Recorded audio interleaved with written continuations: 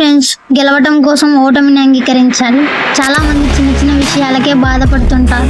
కొందరైతే ఎంత పెద్ద సమస్య వచ్చినా తొనకరు బెనకరు. అడ్డంకులు వస్తే అధిగమిస్తారు, సమస్యలు వస్తే పరిష్కరిస్తారు. అంతేగాని వీధిల్లి పారిపోరు. మానసిక దౌర్బల్యాన్ని వదిలించుకొని జీవితాన్ని గెలవాలంటే మెంటలీ స్ట్రాంగ్ పీపుల్ వ్యవహార శైలిని అనుసరించాలి. అది ఎలాగంటే మొదట మార్పును ఆహ్వానించాలి.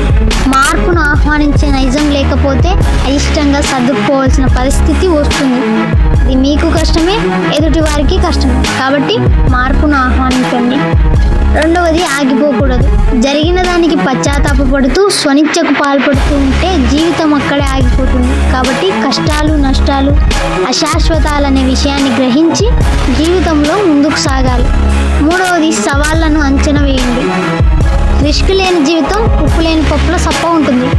అలాగని ఎలాంటి ఎత్తుగడులు ప్రణాళికలు లేకుండా సవాళ్ళను స్వీకరించడం తప్పు. కాబట్టి సవాళ్ళ బరువు తూచి లాభ నష్టాలు అంచనా వేసి ముందడుగు వేయాలి. అపజయాన్ని గెలవాలి. గెలుపోటములు సహజం. ఓటమితో ప్రయత్నాలు మానుకుంటే గెలుపెలా సాధ్యపడుతుంది? ఓడిన చోటే నెగ్గాలి. కాబట్టి తిరిగి గెలవటం కోసం ఓటమిని అంగీకరించాలి. Thanks for watching friends.